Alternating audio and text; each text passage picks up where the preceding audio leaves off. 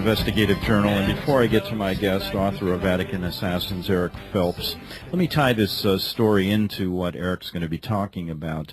When Leo Wanta, and let me just make a correction, when I said black account, the account that Leo Wanta got the $250 million wasn't the black account. It was the black account that the $250 million ended up with that's never been accounted for, that Foster carried over from Switzerland. Now, the interesting part of this story is that Leo Wanta was trying to do the right thing. He was trying to get the money. He always has tried to get over $27 trillion back to the American people, even to this day. And he has been unsuccessful due to the fact that at this moment when Foster was sent back to the States, that was July 7th or 8th, before he was killed on July 20th, 1993, Wanta was put in a dungeon in Switzerland. And guess who tried to save him? A gentleman by the name of Yitzhak Rabin sent a letter and tried to get him out. When the corrupt people in Switzerland heard Yitzhak Rabin was on his way to help Leo Wanta was taken in chains and sent to America before Rabin could get there. Now, I'm looking, Yitzhak Rabin, of course, then was killed in 1995. Now, I'm looking at a photo on Vatican Assassins' website, and it's a photo of Leah Rabin in 1995 with Pope Jon Paul II. Now, let me read to you what Eric Phelps says about this photo, and then we're going to get to Eric about some really interesting things that have come up since we last talked to him. He says this photo taken from November 13th, 2000 edition of the Pittsburgh Tribune Review depicts the late Leah Rabin in 1995 following her private audience at the Vatican with the greatest accomplice to her husband's, that's Yitzhak Rabin, who was trying to help Mr. Wanta, cold-blooded murder. The infallible Pope Jon Paul II, the Mossad, and the arm of the Jesuit General's international intelligence community carried out the assassination as the disobedient Freemason and Prime Minister Yitzhak Rabin opposed Rome's policy for Zionist Israel. For the Jesuits will never allow any portion of the old city of Jerusalem to be given to the Muslims, especially the Palestinians, controlled by the order through Arafat. Indeed. And Eric says this, the arm of the church is long. Eric Phelps, how are you today? Pleased to be with you, Greg. Thank you for having me. And that is quite a quote, quite a picture, and quite, the church's arm is very long. Tell us again, just to refresh our listeners' memories, you've been with us before, and tell us why you feel, if we want to stop the New World Order, one good step is to remove the Jesuits from American soil. Absolutely right. They've been suppressed and expelled at least 80 times in their past, since their inception in 1540 to the present. The most powerful nations of Europe have expelled them, especially the Roman Catholic nations of France, Portugal, and Spain in the 1700s. And Britain had expelled them many times. France has expelled them, I've counted, no less than 8 times. Germany expelled them in 1872, so Russia expelled them in 1820 until they were formally readmitted by Lenin in 1922.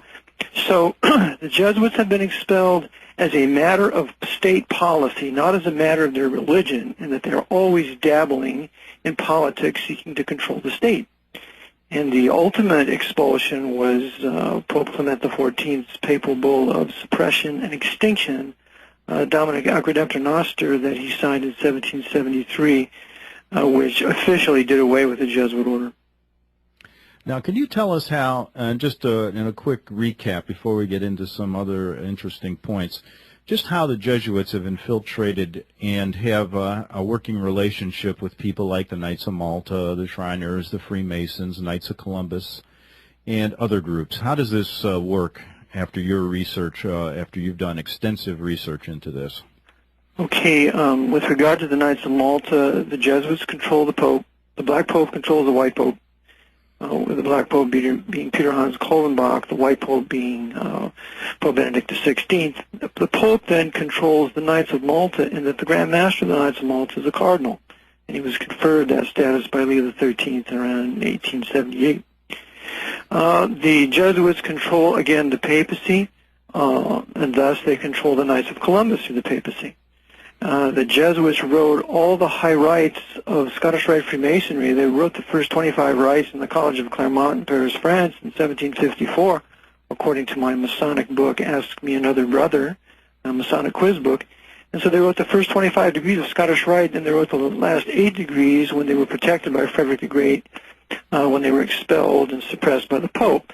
So they created the Council of the 33rd Degree and thus control all high-level Freemasonry. In fact, Leo XIII's Secretary of State, Cardinal Rumpala, was a member of the high-level Masonic OTO, Order of Oriental Templars, the same as was Aleister Crowley.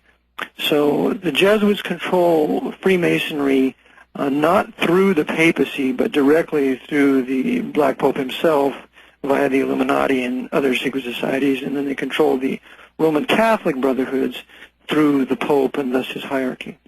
How would you say they went about? One of the things that I've read that you've researched is that one of their main goals was to infiltrate the Catholic Church. They knew they had to do this in order to reach their goal with their other minions, and that means the goal of the New World Order, to take over the world. Tell us how, I guess, they began this. When did this begin, and how is it? What is the present situation in the Vatican?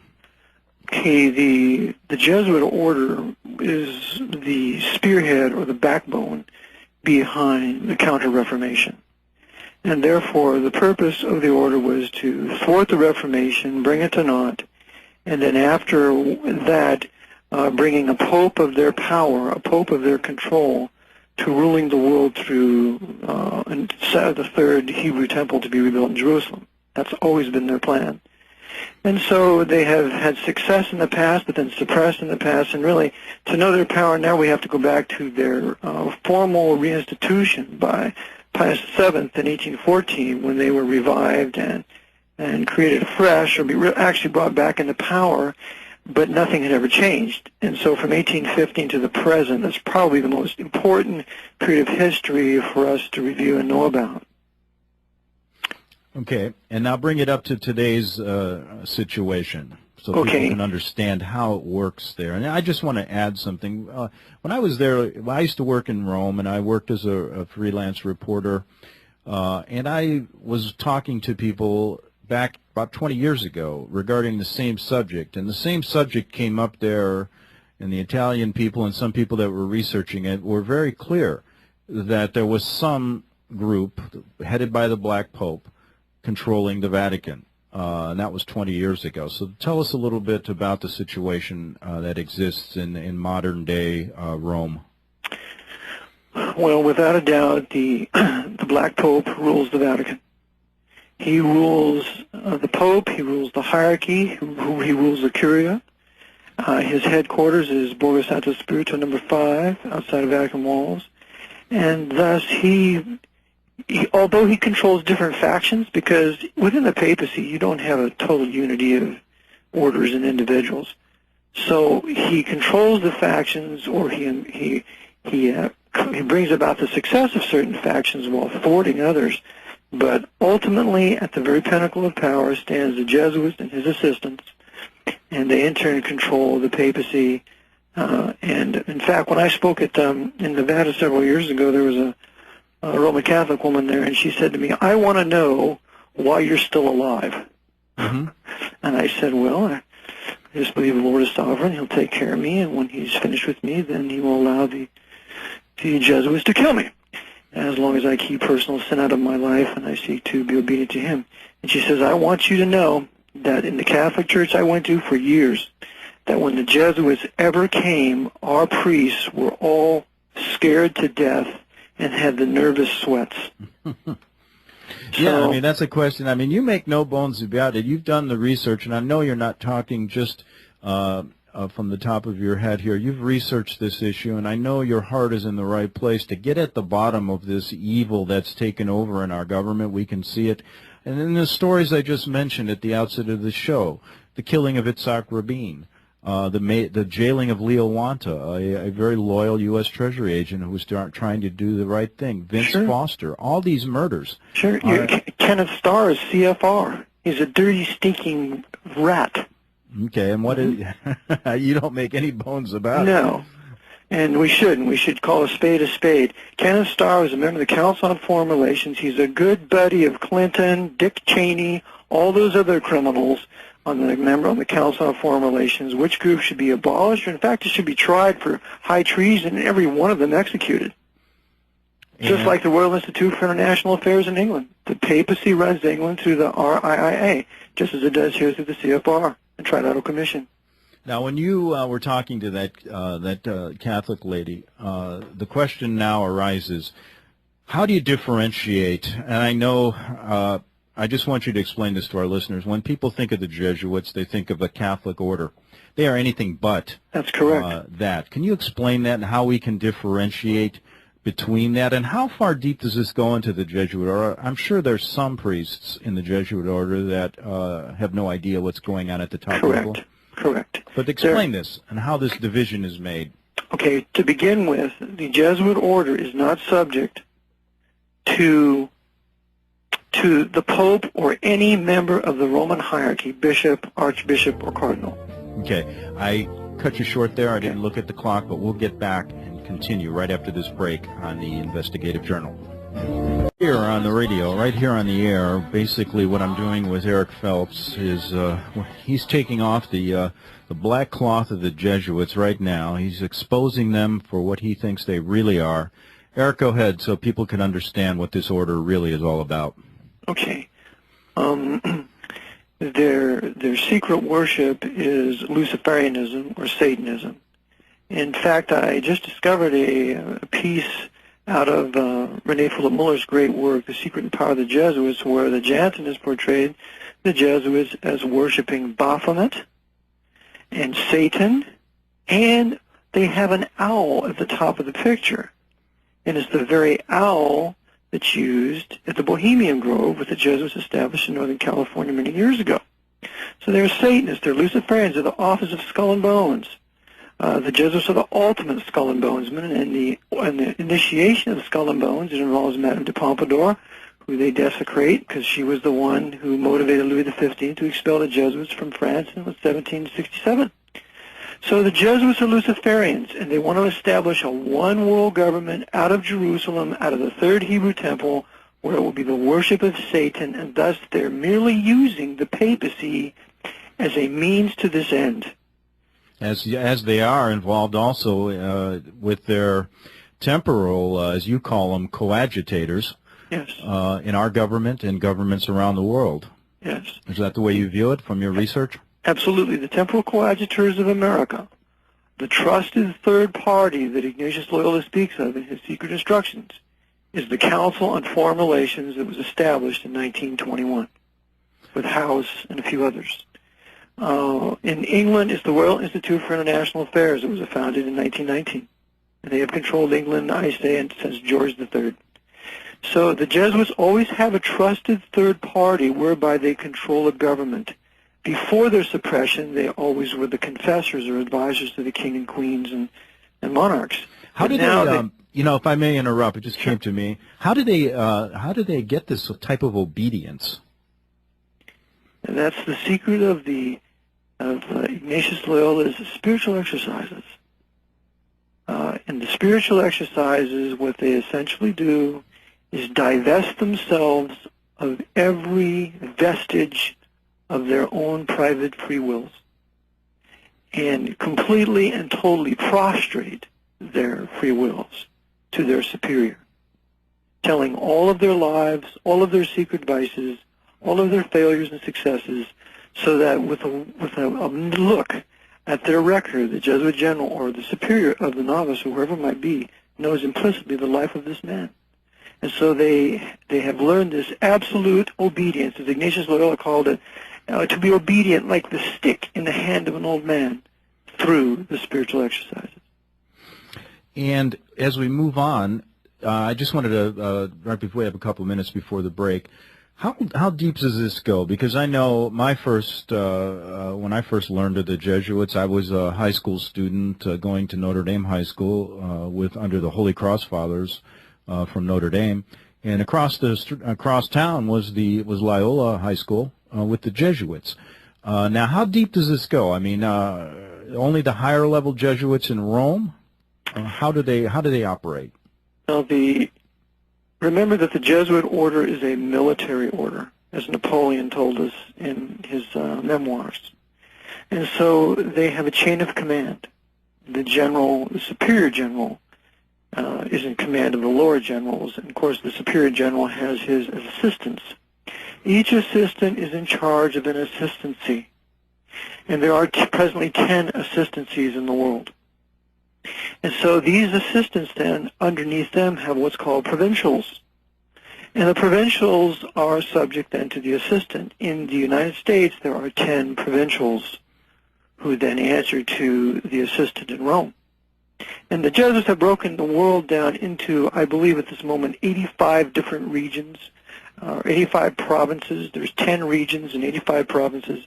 And therefore, these 85 provincials are subject to their assistants, and they file their monthly reports, and maybe even more often than that now, so that the assistants in Rome know absolutely and completely every political, financial, religious, social movement in that country, so they can coordinate together what they intend to do. So it's absolute obedience. It's a military organization. It's a soldiership. The Jesuit general is a general of a foreign power. He's regarded as a sovereign of all sovereigns, and thus that's how it works. And after the break, I want to get into your take on this immigration issue, because we know the Catholic Church has supported this illegal immigration in our country, and I want to get your take on that. So let's take a break right now. We'll be back in 3 minutes. According to my guest, Eric Phelps, the Jesuits are a big part in why this country is breaking up at the seams. If you want to read more about what Eric has researched over the years, this is incredible research work that he's done, trying to get at the bottom of what's going on in our country, including things like the murder of John F. Kennedy, the relationships of many people in the Council on Foreign Relations, Prescott Bush, George H. Bush, all people who Eric Phelps describes as temporal coadjutors of this feared Jesuit order. Go to www.vaticanassassins.org, and you can read all about that. And he has a new book coming out called Vatican Assassins, 3rd edition, and that has some new information, and some of it we've done on this show in the last few months. And Eric, I did want to get your take on this, the Catholic Church coming out in favor of the immigration issue, which seems to be causing strife between, the American people and the illegal immigrants. Go ahead. Right. First of all, I try to use another term for those people coming in. I call it an alien invasion. Okay. And that the term immigrant implies some legality. Okay. But what they're doing is it goes back to even farther than NAFTA and GATT, which the Knights of Malta were very much in favor, especially Leo Iacocca when he came to Clinton and encouraged him to sign that. And of course, Leo Iacocca, as a Knight of Malta, was involved in the Kennedy assassination. But with NAFTA and GATT, that has aided to the destruction of Mexican industries. And so the Jesuits, remembering that they hated Mexico, that they hated Benito Juarez, they hated Calles, because Calles had expelled the Jesuits in the 1920s and did everything he could to release his country from the death grip of the Jesuits. So it seems to be payback time for the Mexicans now. And so their industries, their infrastructure has been ruined. The Jesuits' Rockefeller Empire has confiscated their oil, taken their natural resources, and thus these Mexican people, Mexican Roman Catholic people, are now being encouraged with this Aslan movement for the retaking of the Southwest. And so they're coming in by the millions, encouraged by that high-level Freemason Vicente Fox, who was a former head of Coca-Cola down in there in Mexico, in conjunction with his brother Mason, George Bush. And so they're working together to promote this invasion. Now the question is why? Well, it's the Aslan movement openly, but I also believe that this is going to justify the roundup of these aliens and putting them in concentration camps. And we have somewhat 400 or 600 concentration camps already in place, and so this will be a justification to begin to use them as arresting these illegal aliens coming in the country. So I think that's one of the major purposes. The other purpose is to unite the white Roman Catholic peoples with the white historic Protestant peoples together. It serves an ecumenical purpose to drive them all into a right-wing fascist position that is espoused by Fox News Network and those Jesuits that control that operation. Okay. Go ahead. Is there anything else you want to add, or does that pretty well cover it? So that pretty well covers it. I believe that's their purpose. And the Roman hierarchy is totally behind it. McCarrick of Washington, D.C., Roger Mahoney of Los Angeles, they're all behind it because this is exactly what they want. The overthrow of the U.S. Constitution, the declaration of martial law, the opening of the camps, and the resident illegal aliens in this country will justify that move. Let's move on then to something else. I wanted to get back to the way you view, you've described the Jesuit order gaining this obedience from all their temporal coadjutors, as you call them, as the ultimate chameleons.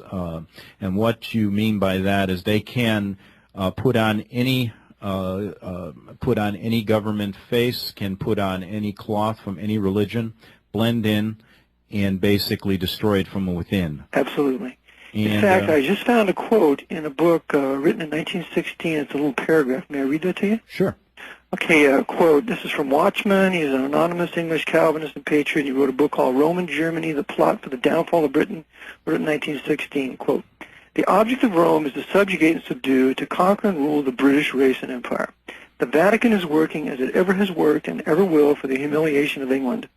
By working upon the vanity, ambition, greed, and selfishness of certain individuals in whom infidelity or false religion has extinguished every patriotic and generous impulse, the Jesuits are able to obtain a number of adherents devoted to their cause, ready to become traitors to their own country and to sacrifice its interests, prosperity, and power to the ambition of Rome.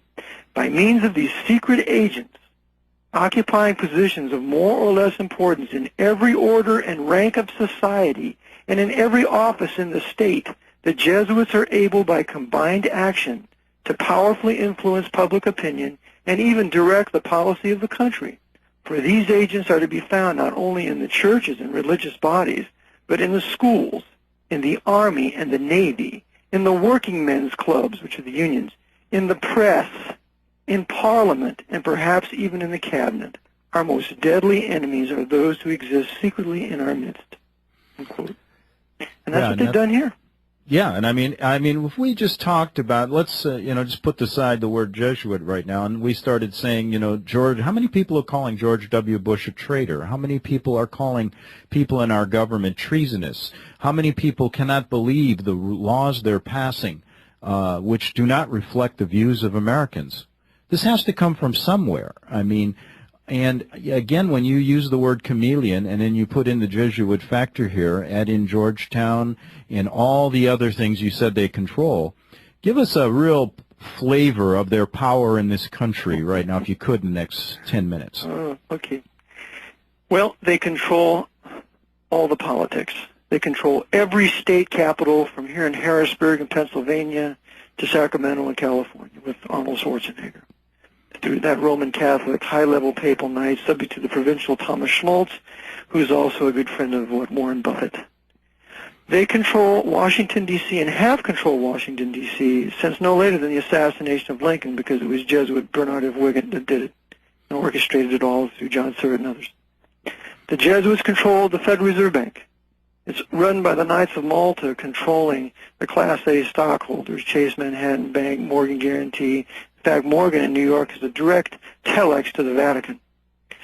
They control all your notorious religions, all your historic Protestant churches via Freemasonry. They're all apostate. They're all in the National Council, all the World Council of Churches, and they control all your Romanism, all your Roman Catholicism, regardless of the orders, because those orders must be submitted to them.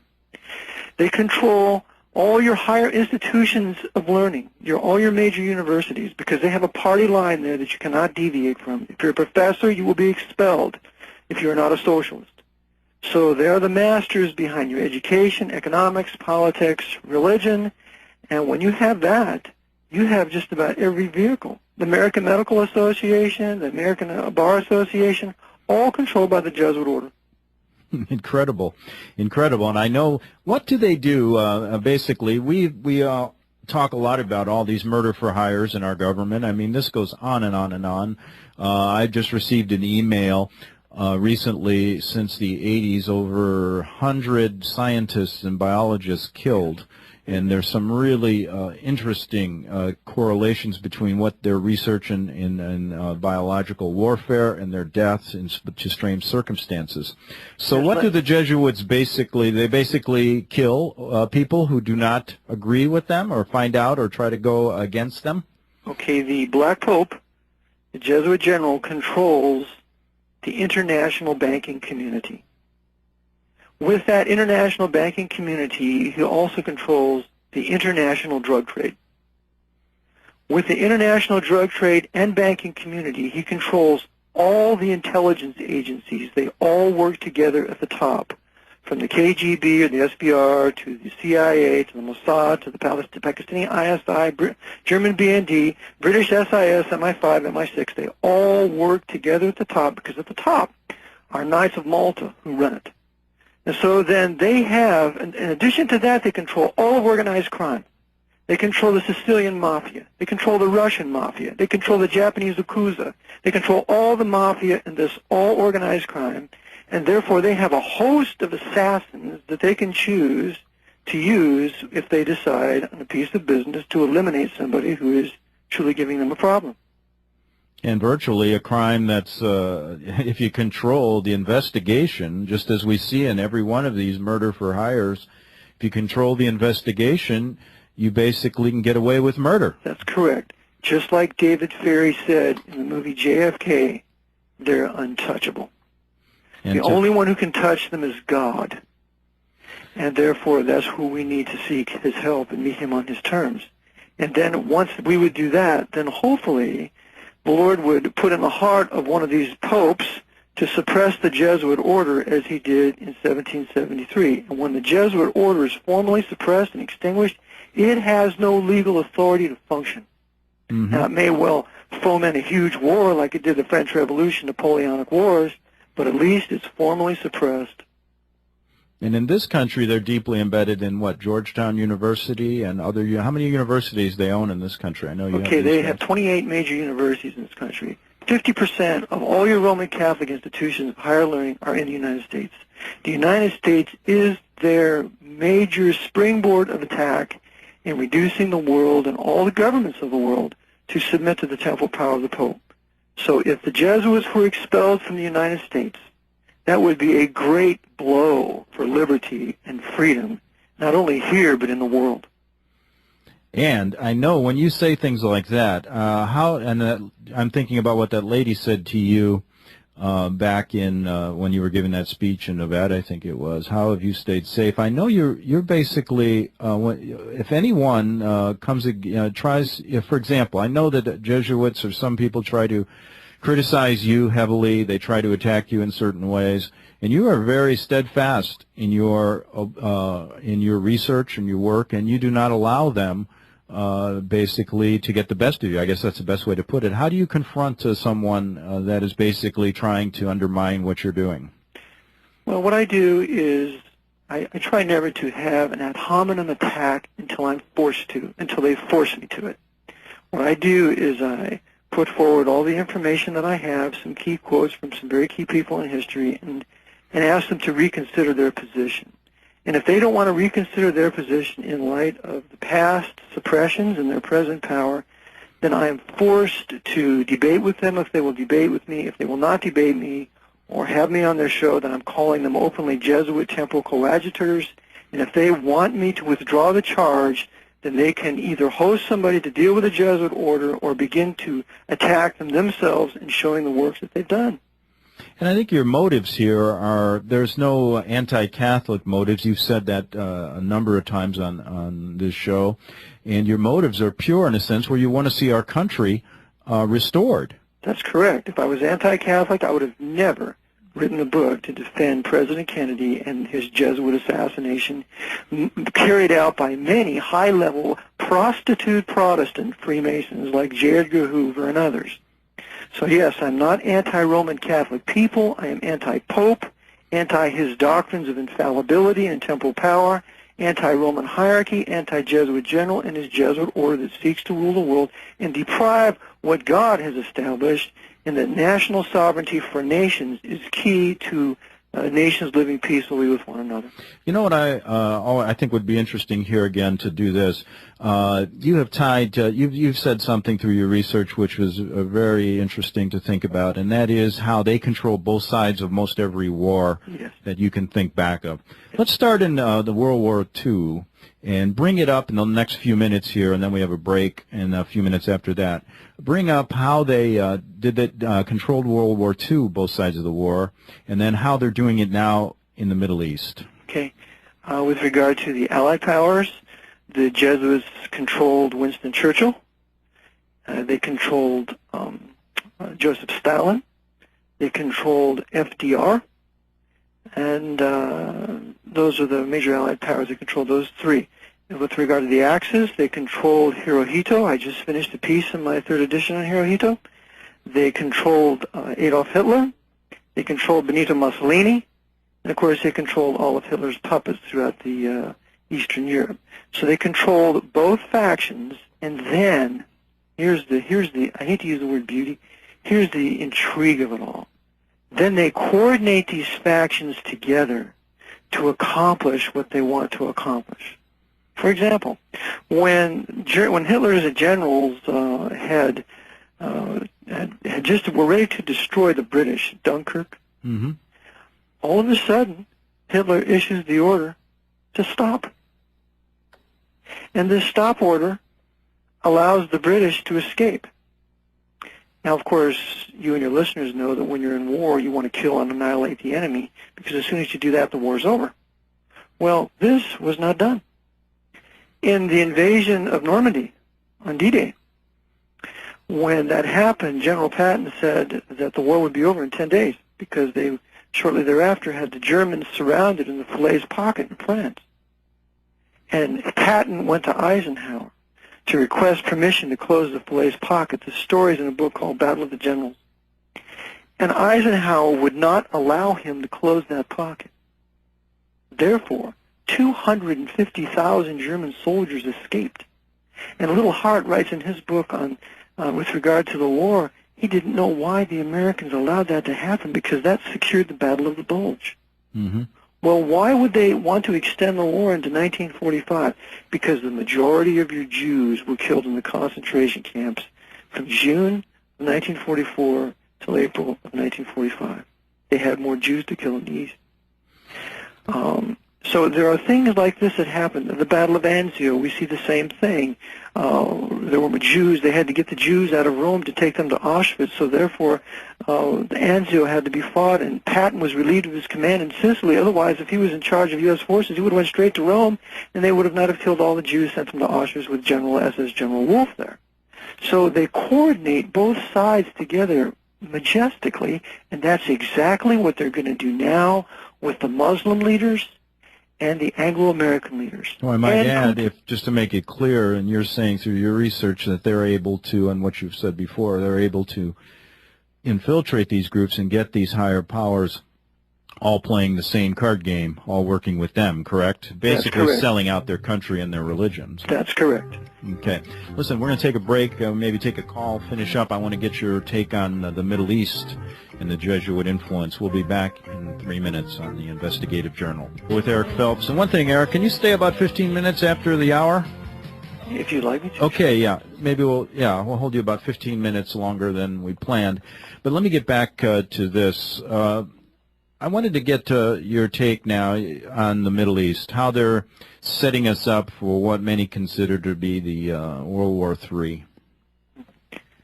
Well, I believe that what the Jesuits are doing is what they did in World War II when they used Germany. I believe the same program they implemented for Germany, they're going to do here.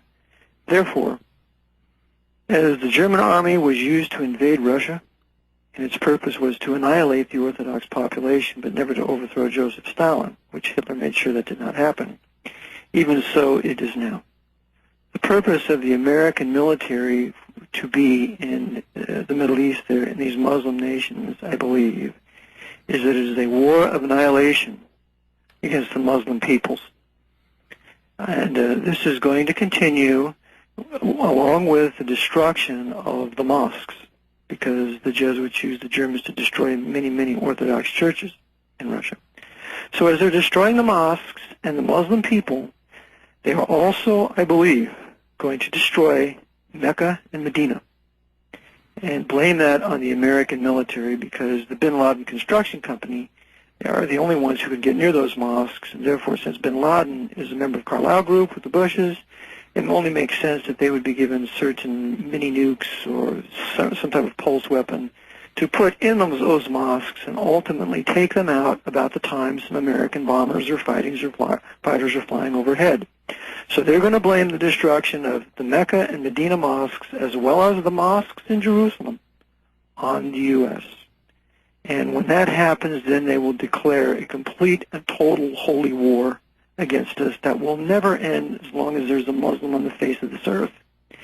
And that will ultimately result, I believe, in the deliberate sacrifice of our military by our military high command, controlled by the Jesuits through Georgetown and the CFR. And then once our military sacrifice, we will be invaded as Germany was invaded, and our country will be partitioned, and that will be the end of what was once historically white Anglo-Saxon Protestant Western civilization. And the lineup is now, if you look at what's going on in the news, Russia, China have aligned with the Middle East. With Iran. Which means that they would be very angry at us for going over there, giving them a reason to invade our borders, correct? Correct. I call it in my book the Sino-Soviet Muslim invasion. But there's also the possibility, I've been entertaining recently with some people to see what you think. Remember that Hitler and Stalin divided Poland? Mm-hmm. And then later Hitler attacks Poland, and later their enemies, Stalin and Hitler, are supposedly openly enemies, which of course they weren't. They worked through the whole duration of the war together. But that could very well happen with the Muslim world, that the U.S. for a while be allied with Russia, because Putin's the Knight of Malta. Mm-hmm. And so the Jesuits could decide on an alliance, a temporary alliance between Russia and the U.S. to do lots of killing in the Middle East, but then ultimately Russia turn against us and they'd be an invader too. Okay, listen, stay with us after this break. I want to take a couple calls, and we'll be back with Eric Phelps, author of Vatican Assassins. The ultimate deception being played right before our very eyes, and we're listening to Eric Phelps' research into how the America's gotten into the position it's in now. I mean, we see on a daily basis our liberties taken away. We see the dollar devalued. We see everything happening. Our government basically run on with a bunch of liars and thieves who are showing themselves daily, if you look closely at exactly what they're doing. Eric Phelps' research has now uncovered some startling things to many people. For people who've researched this before, it's not so startling, but all goes back to the Vatican, the Black Pope, the Jesuit order, and its minions throughout the world who are bringing about another major war. Let me take a call. Carson in Canada, you're on the Investigative Journal. Hi, Greg. It's a pleasure to talk to you. I enjoy your show. Oh, thank you. And we've kept Eric here, so hopefully you have a question. Yes, I have a quick question for Eric. The Jesuits must have a lobby in Washington, D.C. Who represents the Jesuits? The Jesuits they have what's called a Jesuit conference, where they make known their wishes through that. For example, they've utterly condemned gun ownership and a few other things. But they really use the Roman hierarchy to put forth what they want in Washington. Well, unlike the Zionist lobby, who are very front and center and very in the face with all their political affiliations, and they're really obvious. So, are you saying the Jesuits don't have an obvious lobby? I'm saying that they do have, it's called a Jesuit conference, which they do lobby there, and there are Jesuits daily in Washington. But with regard to the Zionists, the Jesuits rule the Zionists. They've controlled the Zionists since their inception back in the late 1800s, and they run the government of Israel. Yes, You mentioned the Jesuits during World War II in Germany. I don't remember any of the history I read where the Jesuits had a separate flag flying in World War II Germany, where the Zionists did. Well, the Jesuits controlled Hitler and Himmler. Himmler designed the SS after the Jesuit order. Himmler was a very powerful individual in Bavaria, and he was put in that office by Michael Cardinal von Faulhaber, who was the Archbishop of Munich, and thus he was probably 200 yards away from the Jesuit College or Jesuit Church of St. Michael's there in Munich. So the whole Third Reich was birthed out of Bavaria, and the Jesuits ruled Bavaria. So the Jesuits are not seeking a country of their own like the Zionists have done, and have wreaked a lot of havoc on the world, the Zionists have. Carson, if I could just say, Carson, this is Greg Szymanski. Carson, are you there?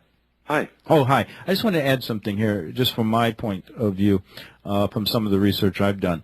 There's a point in this discussion here where we have to understand that the Jesuits do not openly, what you're talking about is a group who work under the table, so to speak. They don't let their intentions be known, according to Eric Phelps and other researchers. They basically are the ultimate chameleons. So they're not going to fly a flag. They're not going to tell you who they are. They may be a Catholic, but yet be a Satanist. They may say they're a Jew and they're a Satanist. Basically, what they do is they hide behind the cloth. And we'll get back. I got to take a break. You stay on there, Carson, and Eric, you come back. We got a whole bunch of callers I want to get to. We'll extend this a little longer. We'll be back in 3 minutes on the Investigative Journal. Vatican Assassins, he's going to stick with us. We're going to have a whole bunch of callers I want to get to. Carson, I'm sorry I interrupted you there. I wanted to get your point across, so go right ahead. Okay, Eric, I'd like to come at this, what I'm trying to say, at a little different angle, if I may. Sure. Like, I'm thinking of Democratic presidential candidate John Kerry, who is Jewish. He's Skull and Bones. Pardon? He's Skull and Bones. Yeah, well, his parents is Jewish, and his wife is Jewish, and his younger brother is married to a Jewish woman. Okay? No, I really think the influence of Israel on the North American continent, including Canada, is way out of proportion to what it should be. So, I just want to say is, do you feel there's a conspiracy by the Jewish people, to overdo their influence in our way of life? I believe that the Jews that we see are the Pope's Masonic Jewish Zionists. They're loaded all throughout the CFR and also in Canada. But the average Jewish people, they're not out to overthrow a way of life.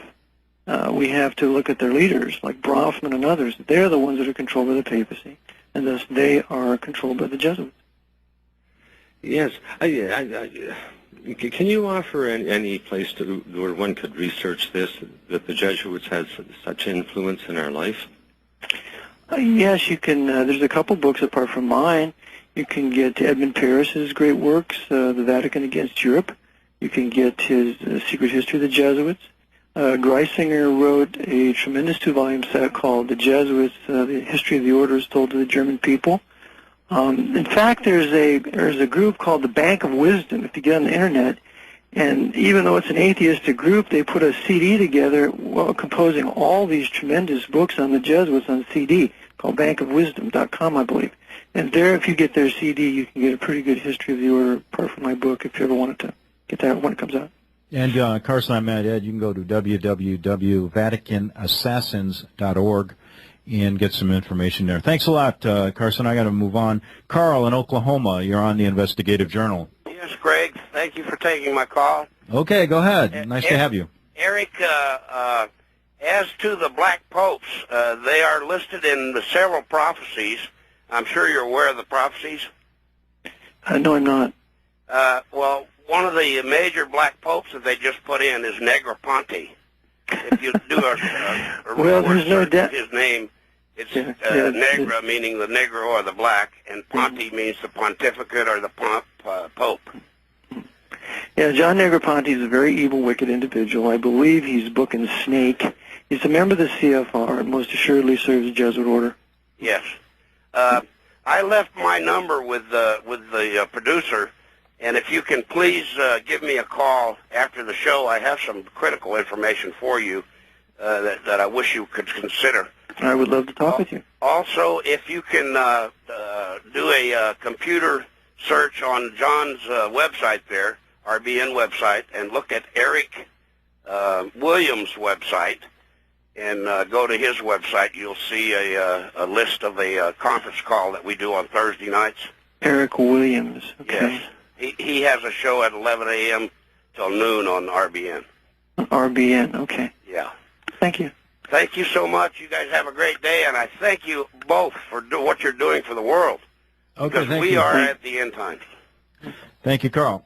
I'm going to move right on. John in California. John, are you there? Yes.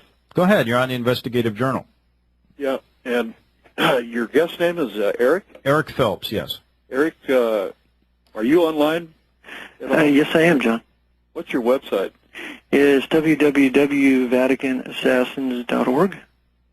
VaticanAssassins.org. .com is theirs, .org is mine. Okay, I got part of that. I didn't know if it was .org or .com or whatever. Yeah, .org. Okay. I just wanted to ask you a question. Sure. Have you ever read Dr. John Coleman's works? He wrote a book called The Committee of 300. Yes. Very good book. I believe you're right on point with a lot of the things you're talking about, but I wanted to ask you how you felt about you take a pyramid, the Jesuits were really, weren't they just pretty much a strong arm of the New World Order?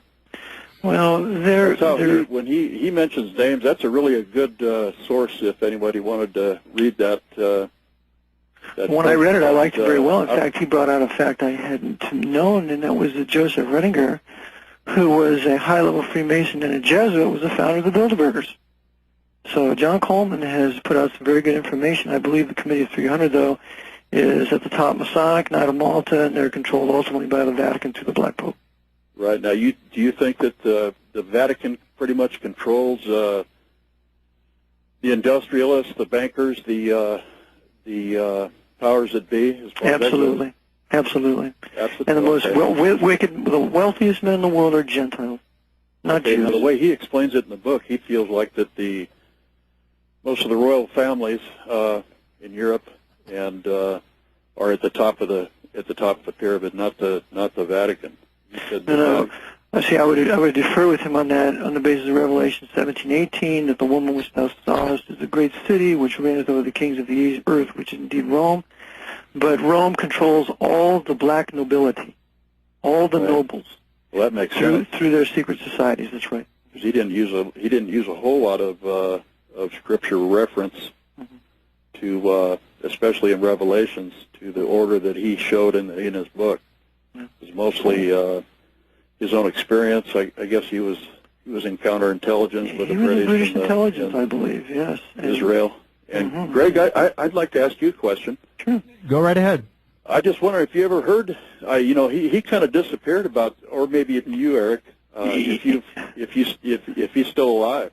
I don't know. He was supposed to be. I haven't heard from him or used to be. I don't know what happened to John. The first time I ever heard him was, I believe, on John Stadtmiller's program a long, long time ago, probably six years ago. Well, I don't know either. I'll ask John, though. Maybe he knows where he's at. Right. Okay. Anything else? Thank you very much for both you guys doing what you're doing. All right. Thank you. I want to get to Charles in Texas. Charles, you're on the Investigative Journal. Hello, man. Mr. Phelps, how is your book going to be available? It's going to be strictly through the Internet? No, there'll be some people selling it. My old publisher will be offering it first in CD, and hopefully a gentleman has offered to find me some money for the first printing, but it'll be first on CD. Yeah. Is it still going to be in May? Well, I'm shooting for June 1st. June 1st? Yeah. Also, I know you talked about Masonic and Jesuit involvement in racial instigation here in America. Yes. Do you think they're involved with the illegal immigration, the protests that are going on right now? Absolutely. It's the whole Aslan movement that the Jesuits are backing for the purpose of taking back the Southwest, making it, reuniting it with Mexico, and it is very much Masonic, and very much backed by the Roman hierarchy. Just like all the racial agitation between the blacks and the whites and so on, all done by the Jesuits to divide the peoples for the purpose of having internal insurrection and revolution that further justifies martial law. Yeah, I was looking at on the Islam website, and half of it's like anti-Israel and pro-PLO and all this stuff. See, that's a sign that's Jesuit controlled. They're also anti-white Anglo-Saxon Protestants. Look for that too. Have you ever heard of a book called Malcolm X's Last Speeches, edited by a guy named Bruce Perry? I have heard the book, but I've never read it. I've read through it, and Malcolm X talks about how the Ku Klux Klan, how Elijah Muhammad once brought in James Venable, a Ku Klux Klan lawyer, to represent the Nation of Islam in Monroe, Louisiana. Yeah, Malcolm X, who is the one I have the utmost respect for. I devote 2 pages in my book. He was the one who said the Nation of Islam and the Ku Klux Klan have the same paymasters. It also said that the Ku Klux Klan was going to give the Nation of Islam land in the Carolinas or Georgia to start their own They've already country. done it. They've given them farms. That's right. They work together. Very interesting. I've been a fan of yours for a while. I've been waiting to talk to you for a long time, but thank you. My pleasure. All right. Eric, I'll tell you something. I've kept you longer than you were planning, but let me mention something. I have my last guest, and I just wanted to mention this to you. I thought you might be interested. I'm going to do a segment with a person who's called a Duplessis orphan, and this is a story that goes back to CIA mind control programs, use of illegal drugs on children, and there's thousands of these children now surfacing, and it's interesting that they come from Catholic orphanages who basically were working together with the government, changing these innocent children. My guest is Pierre Sampson today, who at 6 years old was in a Catholic orphanage, and overnight he was considered insane and used in mind control and drug experiments. Just another side shoot of how perhaps this infiltration of the church has been going on for a long, long time. This was back in the 50s when this started. Mm-hmm.